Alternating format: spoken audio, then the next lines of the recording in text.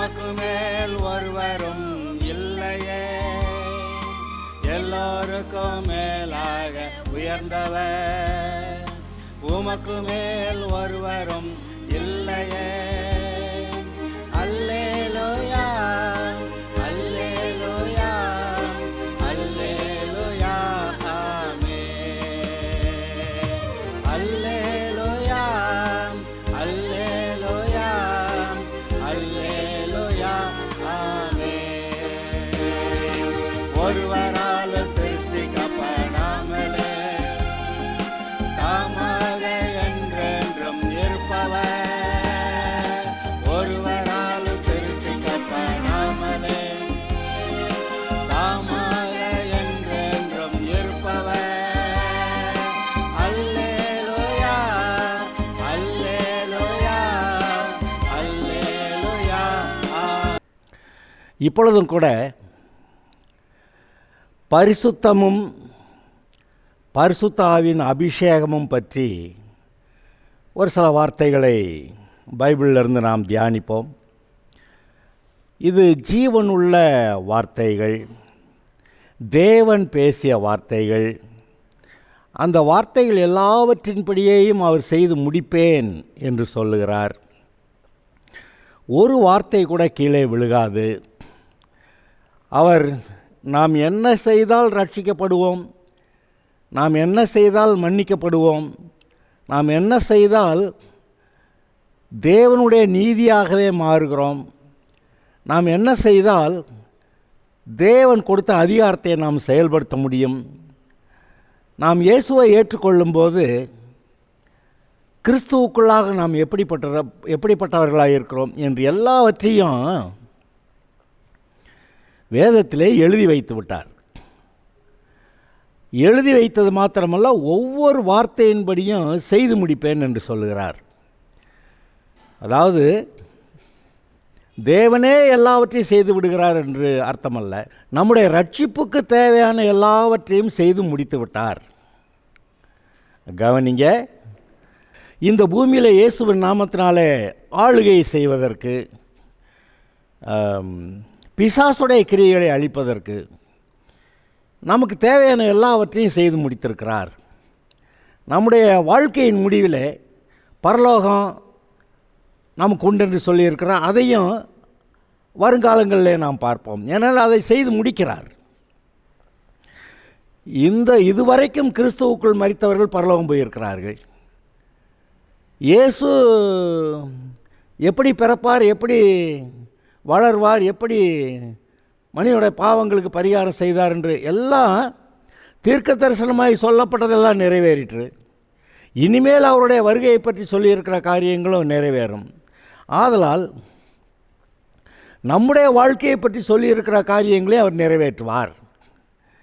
இங்கே தான் நம்ம சற்று கொஞ்சம் கவனிக்க வேண்டியிருக்கிறது. அவருடைய தீர்க்க தரிசன வசனங்கள் எல்லாவற்றையும் நிறைவேற்றுகிறவராக இருக்கிறார். நம்மை பற்றி தீர்க்க தரிசனம் சொல்லப்பட்டிருக்கிறது. இது அநேகருக்கு ஒரு கேள்வியாக இருக்கலாம். ஆனால் இதை கவனியுங்கள். நாம் ஒவ்வொருவரும் இயேசுவை ஆண்டவராக ஏற்றுக்கொண்ட போது தேவனுடைய பிள்ளையாகிறோம் என்று தீர்க்க தரிசனம் சொல்வது அது நிறைவேறியிருக்கிறது. அப்படியானால் நம்முடைய வாழ்க்கையில் சொல்லப்பட்டிருக்கிற ஒவ்வொரு வாக்கு தத்தமும் நிறைவேறும். நம்முடைய சமாதானத்துக்கான, சந்தோஷத்துக்கான, சுகத்துக்கான, பண தேவைகளுக்கான, குடும்ப ஆசீர்வாதத்துக்கான, பிள்ளைகளுடைய ஆசீர்வாதங்களுக்காக, சமுதாயத்தில் நமக்கு ஒரு நல்ல ஒரு அந்தஸ்து உண்டாகும்படி எல்லாவற்றுக்காகவும் அவர் செய்து முடித்திருக்கிறாரே, அதெல்லாம் இப்பொழுது நம்முடைய வாழ்க்கையிலே நிறைவேறி கொண்டிருக்கிறதே. ஆதலால் எல்லாவற்றையும் செய்கிற தேவன் இன்று பரிசுத்தாவின் அபிஷேகம் பற்றி நமக்கு சொல்லியிருக்கிற வார்த்தைகளை நான் அதை உங்களுக்கு காட்ட விரும்புகிறேன். பாருங்கள், நம்ம அடிக்கடி பார்த்துருக்கோம், பேசியிருக்கிறோம். ஆதாம் பாவம் செய்தபோது பரிசுத்த ஆவியானவர் ஆதாமை விட்டு விலகினார். ஆதலால் தேவனோடு கூட இருந்த தொடர்பு அவனுக்கு அறுந்து போய்விட்டது. போதாதென்று இவன் பிசாசு கூட சேர்ந்ததுனால பிசாசுடைய உறவுகள் அவனுக்கு பிசாசுடைய குணங்களை கொண்டு வந்து தந்தது. ஆனால் இப்பொழுது இயேசு நம்முடைய ரட்சிப்புக்காக பரிகாரம் செய்துவிட்டபடியால் நாம் இன்னென்ன செய்தால் இன்னென்ன நடக்கும் என்று பைபிளில் எழுதியிருக்கிறது. இயேசுவை ஏற்றுக்கொண்டால் தேவனுடைய பிள்ளையாகிறோம். அப்படி தானே யோவான் 1:12 சொல்லுது. அப்படி தேவனுடைய பிள்ளையானா அது மனுஷரால் அல்ல, மனுஷ சித்தத்தினால் அல்ல, ரத்தத்தினால் அல்ல, மாம்சத்தினால் அல்ல, தேவனாலே பிறந்தவர்கள் என்று சொல்லியிருக்கிறது பார்த்தீங்களா? அதுவும் உண்மைதானே. அப்படி நாம் இப்பொழுது தேவனால் பிறந்து தேவனால் பிறந்ததெல்லாம் உலகத்தை ஜெயிக்கும் என்று சொன்னபடி நீங்களும் நானும் உலகத்தை ஜெயிக்கிறவர்களாய் இருக்கும்படி கர்த்தர் நம்மை வைத்திருக்கிறார். இதை முதல்ல செட்டில் பண்ணிக்கலாம். தேவனால் பிறந்த நீங்களும் நானும் உலகத்தை ஜெயிக்கும்படி, ஏன்னா அப்படி சொல்லிட்டார். தேவனால் பிறந்ததெல்லாம் உலகத்தை ஜெயிக்கும். அது வசனம் வேணுமா சொல்கிறேன். 1 யோவான் 5வது அதிகாரம் அதில் 4வது வசனத்தை வாசிக்கிறேன். தேவனால் பிறப்பதெல்லாம் உலகத்தை ஜெயிக்கும். பைபிளில் தாங்க எழுதியிருக்கு. இப்போ நம்ம தேவனால் பிறந்திருக்கோமா இல்லையாங்கிற கேள்வி மட்டும்தான் முதல்ல பாக்கி. யார் தேவனால் பிறந்தவங்க? யோவான் 1:12 எழுதியிருக்கு. அவரை விசுவாசித்து அவரை ஏற்றுக்கொள்ளுகிறவர்கள் எத்தனை பேர்களோ அத்தனை பேர்களும் தேவனுடைய பிள்ளைகளாகும்படி அவர்களுக்கு அதிகாரம் கொடுத்தார். அவர்கள் புருஷனுடைய சித்தத்தினாலாவது மாம்ச சித்தத்தினாலாவது இரத்தத்தினாலாவது பிறவாமல் தேவனாலே பிறந்தவர்கள். அப்படி சொல்லியிருக்கு. அப்படியான நாம் தேவனால் பிறந்தவங்க.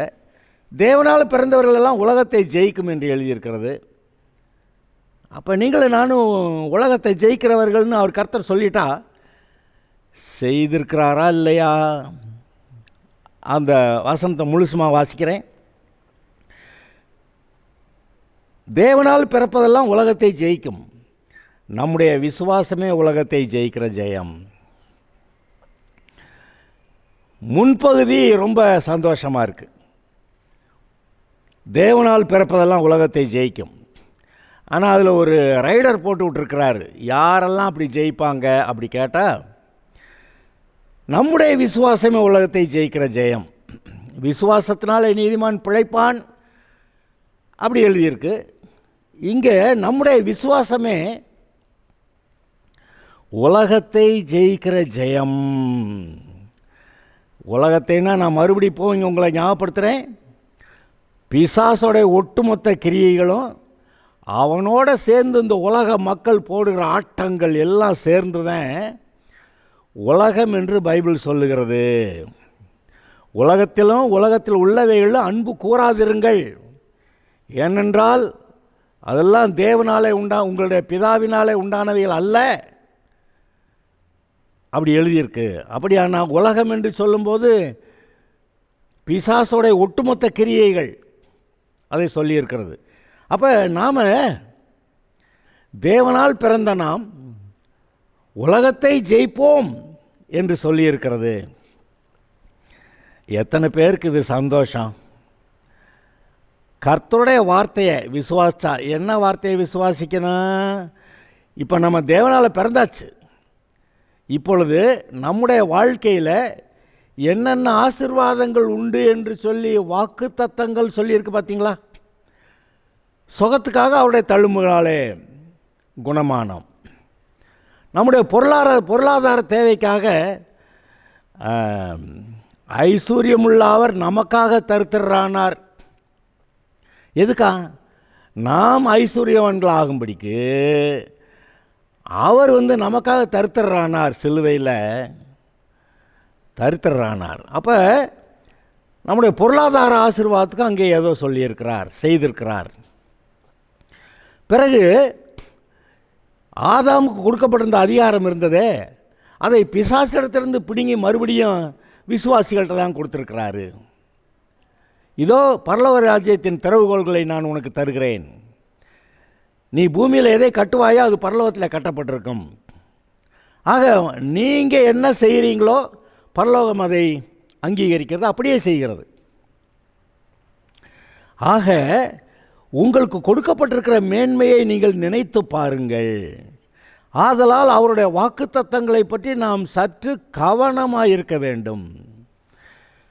அவருடைய தழும்புகளால் குணமானேன் அப்படி சொன்னால், எஸ், என்னுடைய சுகத்துக்காக கரையம் செலுத்தப்பட்டிருக்கிறது, ஆதலால் நான் சுகத்தை சுதந்திரித்து கொள்ளுகிறேன் என்று நாம் சொல்வது அவசியமாக இருக்கிறது. ஆக ஒவ்வொரு விஷயத்திலும் அப்படி சொல்லியிருக்கிறார், நாம் அதை செய்ய வேண்டும். இதை செய்வதற்காக அவர் நமக்கு ஒரு முக்கியமான காரியத்தை செய்தார் என்று சொன்னேன். என்னது? ஆதாம் பாவம் செய்தபோது பரிசுத்த ஆவியானவர் அவனை விட்டு போயிட்டார். ஆனால் இயேசு நம்முடைய பாவங்களுக்கு பரிகாரம் செய்தபோது விசுவாசிகளுக்கு கிடைத்த ஒரு பெரிய ஆசீர்வாதம், அந்த 120 பேர் அங்கே கூடி ஜெபித்து கொண்டிருந்தார்களே, அந்த 50வது நாளில், அந்த பெந்தகோஸ்தே நாள் 50வது நாளில் பரிசுத்த ஆவியானவர் அவர்கள் மேல் இறங்கினார். அப்பொழுது தேவ வல்லமை அவர்களுக்குள்ளே இறங்கியது.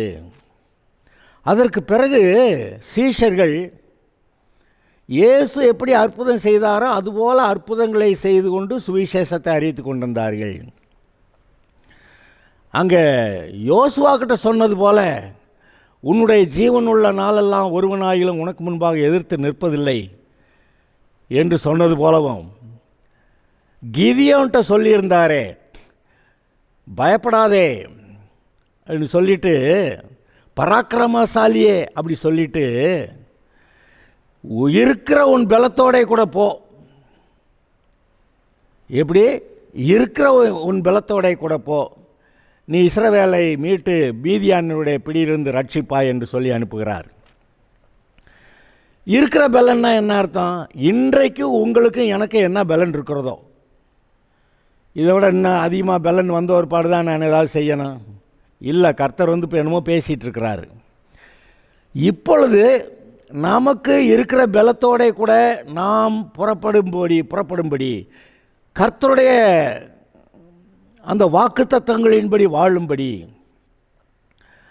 அதாவது பிசாசுடைய கிரியைகளை அழிக்க தேவகுமாரன் வெளிப்பட்டார். இன்றைக்கி தேவகுமாரன் நீங்களும் நானும் தான்.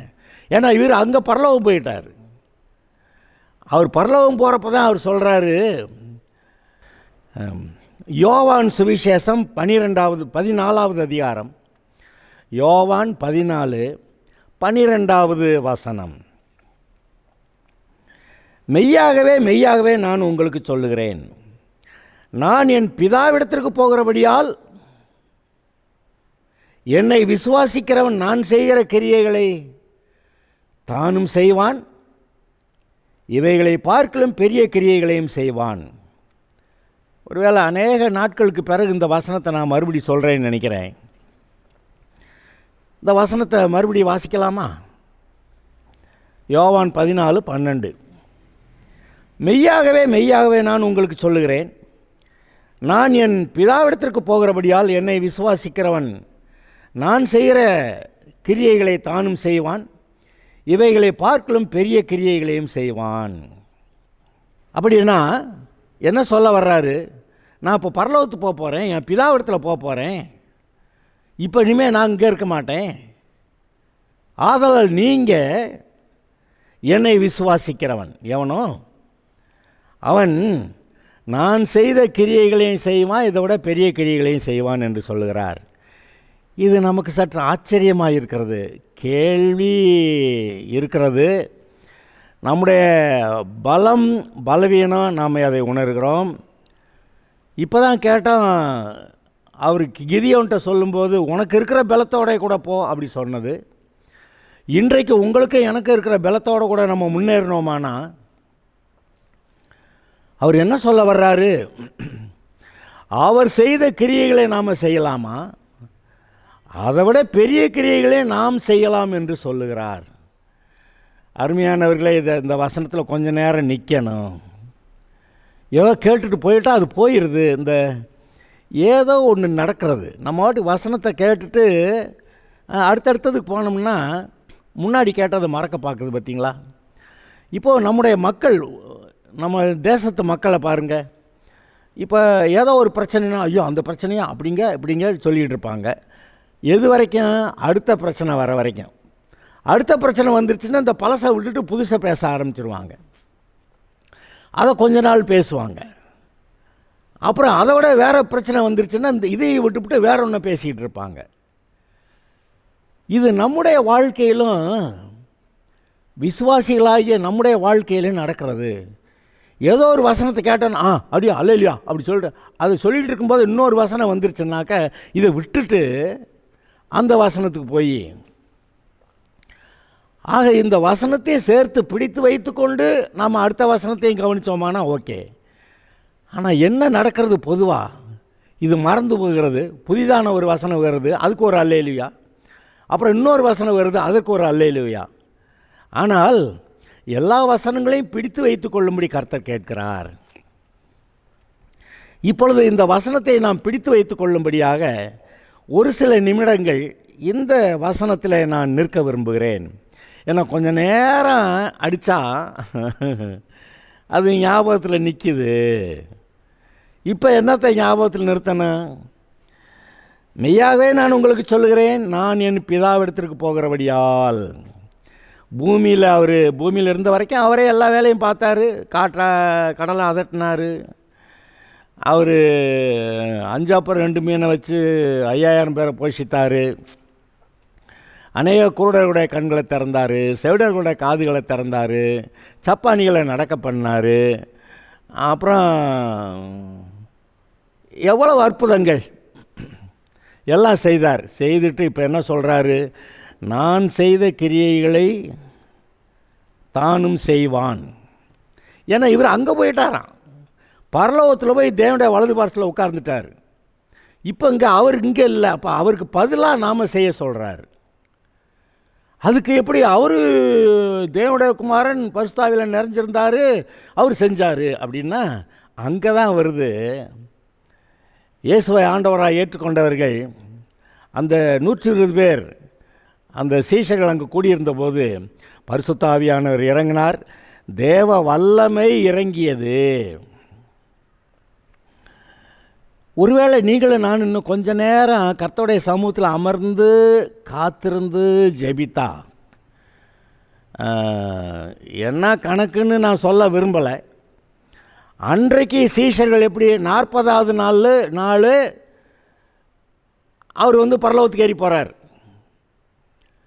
50வது நாள் வரைக்கும் இந்த சீஷர்கள் அங்கே மேலறையில் உட்கார்ந்து உபவாசித்து ஜெபித்து கொண்டிருந்தார்கள். 50வது நாள் பெந்தகோஸ்தே நாள் பரிசுத்த ஆவியானவர் இறங்கினார். பரிசுத்த ஆவியானவர் இறங்கினார்னு மட்டும் இல்லை, இன்றைக்கு பொதுவாக பரிசுத்த ஆவியானவர் இறங்கினோன்னா அந்நிய பாஷை பேசுனியா?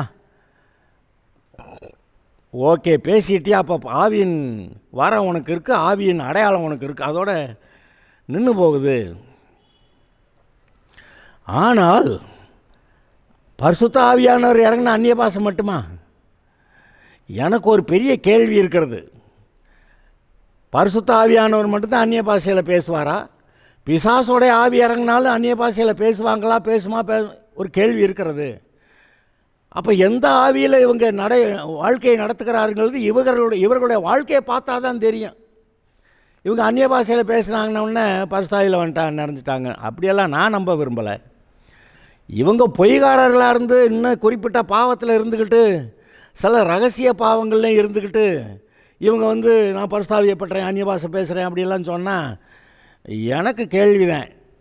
தங்களுடைய சரீரத்தை பாதிக்கும்படியாக ஒரு அசுத்தமான வாழ்க்கையை வாழ்ந்து கொண்டு, ரகசியமாக இருக்கலாம் ஆனால் அசுத்தமான வாழ்க்கையை வாழ்ந்து கொண்டு இவங்க பரிசுத்தாவியப்பட்டேன்னு சொல்லிட்டு அந்நிய பாஷையில் பேசுகிறேன்னு சொல்லி சொன்னால் அது என்ன ஆவிங்கிறது எனக்கு ஒரு கேள்வி இருக்க தான் செய்யுது. கர்த்தரே கேட்டால் அந்நிய பாஷை பேசுனதுனால அவங்க பரிசுத்தாவியப்பட்டாங்கன்னு அவர் சொல்லலை. மரமானது கனியினால் அறியப்படும்னு சொன்னார். அப்போ அவனுடைய வாழ்க்கையை பார்த்து தான் அவன் பரிசுத்த ஆவியினால் வாழ்கிறானா அல்லது வேறு உலகத்தின் ஆவியினால் வாழ்கிறானா என்பதை நிதானிக்க சொல்கிறாரு. ஆதலால் அந்நிய பாஷை பேசினவுடனே நான் ஆமாம் பரிசுத்தாவியில் நிறைஞ்சிட்டாங்க, நான் அதை ஒத்துக்கிற மாட்டேன். அவருடைய நடவடிக்கை, அவருடைய வாழ்க்கை எப்படி இருக்கிறது அதை பார்த்து மரமானது கனியினால் அறியப்படும் பார்த்தீங்களா? அதுபோல் இந்த மனுஷனுடைய வாழ்க்கை மூலமாக அவன் எப்படிப்பட்ட ஆவியினாலே நடத்தப்படுகிறான் என்று நாம் சொல்ல முடியும். சரி, இப்பொழுது நீங்கள் பாருங்கள், பரிசுத்த ஆவியில் நிரம்பி அங்கே அற்புதங்களும் செய்தார்கள். அப்போ அதனால தான் இப்போ ஒவ்வொருவரும் அப்போஸ்தலர் காலத்தில் நடந்த அற்புதங்களும் அடையாளங்களும் இப்போ நடக்கணும் ஆண்டவரே என்று சொல்லி ஜெபிக்கிறது வழக்கமாகிவிட்டது. அப்படிப்பட்ட காலம் வந்து விட்டது என்று கூட நான் நினைக்கிறேன். ஒருவேளை சபை இது நாள் காலம் வரைக்கும் ரொம்ப சமாதானமாக ஒரு பிரச்சனையும் இல்லாமல், அந்த பிரச்சனையே இல்லாமல் இருந்ததுனால ஒரு கவலையற்ற நிலைமையில் ஆண்டவர் ஏற்றுக்கிட்டான், ரட்சிக்கப்பட்டான் அப்படிங்கிற நிலைமையில் மக்கள் போயிட்டு இருந்தாங்க. ஆனால் இப்போ நெருக்கங்கள் வரப்போகிற காலங்கள் இருக்கிறது பார்த்தீங்களா? இப்போ இனிமேல் இந்த மாதிரி வண்டி ஓடாது. நெருக்கப்படும் போது ஒவ்வொரு விசுவாசியும் இன்னும் கொஞ்சம் பரிசுத்தமாகிறது வழக்கம்தானே. அப்படி நெருக்கம் வரும்போது கர்த்தரை தேடுகிறது அதிகமாகிறது. கர்த்தரை தேடுகிறது அதிகமாகும்போது பரிசுத்த ஆவியின் அபிஷேகமும் இறங்குகிறது. பரிசுத்த ஆவியின் அபிஷேகம் இறங்கினா அது அவங்க வாழ்க்கையில் அதை பார்க்கலாம். இயேசு என்ன சொன்னார்?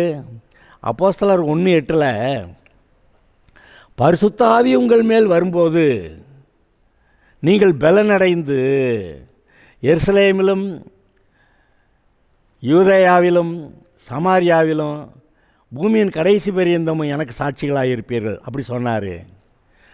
அப்போ பரிசுத்தாவி இறங்கும்போது பலன் அடைந்து, பரிசுத்தாவி இறங்கும்போது ஆவிக்குரிய பலன் அடைந்து இயேசுவுக்கு சாட்சியாக அற்புதமான காரியங்களை செய்து சுவிசேஷத்தை அறிவிக்கிற வேலையை செய்வதற்காக இவர் நம்மை ஏற்படுத்தி இருக்கிறார்.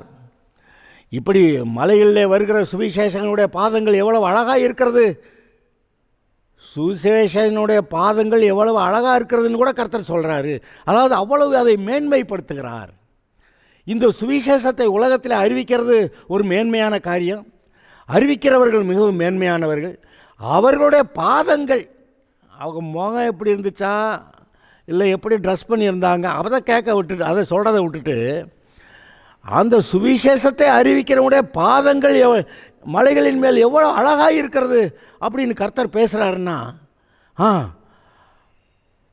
அப்போ நீங்களும் நானும் எவ்வளவு சாதாரண ஆளாக இருந்தாலும் சுவிசேஷத்தை அறிவிக்கிறவர்களாக இருந்தால் தேவனுடைய பார்வையில் எவ்வளோ மேன்மையானவர்கள்னு நீங்கள் பார்க்குறீங்க. ஆனால் அது எப்போ நடக்குது? பரிசுத்த ஆவி நம்மேல் இறங்கும்போது. பரிசுத்த ஆவி உங்கள் மேல் வரும்பொழுது நீங்கள் பலனடைந்து சாட்சியாக இருப்பீர்கள். வேறு எந்த விதத்திலும் ஆவிக்குரிய பலனை பெற்றுக்கொள்வதற்கு பைபிளில் எந்த வசனமும் சொல்லப்படவில்லை. அங்கே ஒருவேளை வசனத்தினாலன்னு சொன்னீங்கன்னா ஆவியும் வசனம் சேர்ந்து தான் வேலை செய்யும். தேவன் ஆவியாக இருக்கிறார், தேவன் வார்த்தையாக இருக்கிறார். ஆதியிலே வார்த்தை இருந்தது, அந்த வார்த்தை ஆவியாகிய தேவனிடத்தில் இருந்தது, அந்த வார்த்தை தேவனாக இருந்தது. அப்படிதானே அர்த்தம் அதுக்கு? ஆக தேவனுடைய ஆவியையும் தேவனுடைய வார்த்தையையும் நீங்கள் பிரிக்க முடியாது. அதை ஒன்றா சேர்த்து பார்த்தா தான் உங்களுக்கு அர்த்தமும் விளங்கும். அப்போ நான் மறுபடியும் ஞாபகப்படுத்துகிறேன், தேவ ஆவியானவர் ஜலத்தின் மேல் அசைவாடி கொண்டிருந்தார். அப்பொழுது கர்த்தர் சொன்னார், வெளிச்சம் உண்டாக கடவுது என்று. அங்கே இந்த தேவ ஆவியானவர் ஜலத்தில் அசைவாடி கொண்டிருந்தார் அப்படிங்கிறது அது இல்லாமல் வெறுமனை இப்போ நம்ம சில பரிசுத்தாவியில் நிரம்பாமே நம்ம மாதிரி ஏதோ சில வசனத்தை பேசிகிட்டு இருப்போமே, அப்படி பேசினா ஒன்றும் நடக்கலையே, நமக்கே தெரியுதே. அவர் எப்படி செய்தார்? பரிசுத்த ஆவியானவர், தேவ ஆவியானவர் ஜலத்தின் மேல் அசைவாடி கொண்டிருந்தார். அப்பொழுது அவர் வெளிச்சம் உண்டாக கடவுது என்றார், வெளிச்சம் உண்டாயிற்று. இன்றைக்கும் நம்மீது தேவ ஆவியானவருடைய அசைவாடுதல் நமக்கு தேவை. அந்த பரிசுத்த ஆவியானவருடைய நிறைவு அசைவாடும் போது தான் நாம் தேவனுடைய வாக்குத்தத்த வார்த்தைகள் அப்படி பேசினா அது நடக்கிறது என்று சொல்லப்படுகிறது. நான் ஒரு வசனத்தை நான் உங்களுக்கு வாசி காட்டுறேன். வெளிப்படுத்தின விசேஷம் 1 அதிகாரத்தில் 10வது வசனம். அதில் யோவான் அதாவது இயேசுடைய சீஷனாகி அப்போஸ்தலனாகி யோவான் அவர் ஒரு தரிசனத்தை பார்க்குறாரு. அந்த தரிசனத்தில் அதை பார்க்குறதுக்கு தான் 10வது வசனம், கர்த்தருடைய நாளில் ஆவிக்குள்ளானேன். கர்த்தர் யோவான்கிட்ட பேசி ஏதோ ஒரு காரியத்தை சொல்லுகிற அந்த நாள், அதை தான் கர்த்தருடைய நாள்னு இந்த இடத்துல சொல்லியிருக்கு. கர்த்தருடைய நாளில் ஆவிக்குள்ளானேன். கர்த்தர் யோவானை சந்தித்த அந்த நாள் அப்படி வச்சுக்கலாமா? ஓகே. அப்பொழுது எனக்கு பின்னாக எக்கால சத்தம் போன்ற பெரிதான சத்தத்தை கேட்டேன். அங்கே மனுஷகுமாரன் அங்கே 7 சபைகள் குத்து விளக்கு மத்தியில் உலாவுகிற அந்த காட்சியை கண்டதாக நீங்கள் பார்க்கிறீர்கள். ஆனால் எப்போ பார்த்தார் யோவான்? ஆவிக்குள்ளான பிறகு, பரிசுத்தாவின் அபிஷேகம் வந்த பிறகு, அபிஷேகம் வந்த பிறகுதான் பாருங்க அங்கே பெரிய வெளிப்பாடு வந்தது. அதிலே 4வது அதிகாரத்தில் முதல் 2 வசனத்தை வாசிக்கிறேன். இவைகளுக்கு பின்பு இதோ பரலோகத்தில் திறக்கப்பட்டிருந்த ஒரு வாசலை கண்டேன். முன்னே எக்கால சத்தம் போல என்னுடனே பேச நான் கேட்ட சத்தமானது, இங்கே ஏறி வா, இவைகளுக்கு பின்பு சம்பவிக்க வேண்டியவைகளை உனக்கு காண்பிப்பேன் என்று விளம்பியது. அடுத்த வரியை கவனிங்க. உடனே ஆவிக்குள்ளானேன். என்னங்கடாது? ஒவ்வொரு முறையும் இப்போ நீங்கள் எசேக்கியேல் புஸ்தகத்தில் அநேக அதிகாரங்கள் ஆரம்பிக்கிறத பார்த்தீங்கன்னா, கர்த்தருடைய கரம் என் மேல் அமர்ந்தது அப்படின்னு, அல்லது ஆவிக்குள்ளானேன் அப்படி கர்த்தருடைய கரம் என் மேல் அமர்ந்ததுன்னோ ஆவிக்குள்ளானேன்னு அவர் சொல்லிவிட்டு அவர் அந்த பார்க்குற தரிசனங்கள் எல்லாம் அங்கே எழுதியிருக்கிறாரு. இந்த நீங்கள் கவனிங்க, இயேசு கூட பரிசுத்த ஆவியை பெறும் வரைக்கும் ஒரு அற்புதமும் செய்யலை. சீஷர்கள் கூட இயேசு பூமியில் இருக்கும்போது பரிசுத்த ஆவியை ஊதி அவங்கள போய் ஊழியத்துக்கு அனுப்பியிருந்தார். அபிஷேகத்தை கொடுத்து அந்த ஊழியத்தை செய்ய அனுப்பியிருந்தார். சீஷர்கள் இயேசு உயிர்த்தெழுந்து பரலோகம் போன ஒருபாடு கர்த்தருக்காக காத்திருந்து ஜெபித்தார்கள். பரிசுத்த ஆவியானவர் இறங்கினார். அப்பொழுது அவர்கள் அதற்கு பிறகு அற்புதங்களை செய்து ஊழியம் செய்கிறார்கள். இன்றைக்கு நம்முடைய வாழ்க்கையிலே நாம் கர்த்தருக்குள்ளாக பரிசுத்தத்திலே நிலைத்து, இங்கே தான் பெரிய சிக்கல் வந்துருச்சுன்னு நினைக்கிறீங்களா?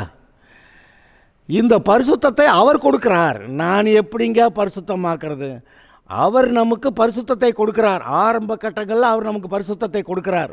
ஒரு மனுஷன் இயேசுவை ஆண்டவராக ஏற்றுக்கொள்ளும்போது அவனுடைய பாவங்கள் ரத்தம் கழுவுகிறது. பரிசுத்த ஆவியானவர் அவனுடைய மனசாட்சியை சுத்திகரிக்கிறார். அப்போ அவர்கள் பரிசுத்தமாக்கப்படுகிறார்கள். அப்போதைக்கு அவன்கிட்ட தேடினா பாவம் இல்லை, அதனால் அவன் பாவியும் இல்லை.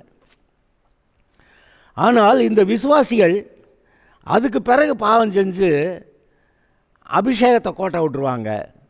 அதுக்கப்புறமா அவர்கள் தங்களை பரிசுத்தப்படுத்தி கொண்டாதான் பரிசுத்தாவின் அபிஷேகத்தை பெறுவார்களே அல்லாமல் தங்களை பரிசுத்தப்படுத்தி கொள்ளாமல் அபிஷேகத்தை பெற முடியாது.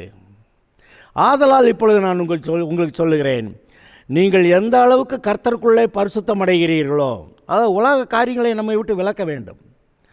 எந்த அளவுக்கு நாம் கர்த்தருக்குள் பரிசுத்தமாகிறோமோ அந்த அளவுக்கு நம்மை பரிசுத்த ஆவியானவர் நிரப்புவார்.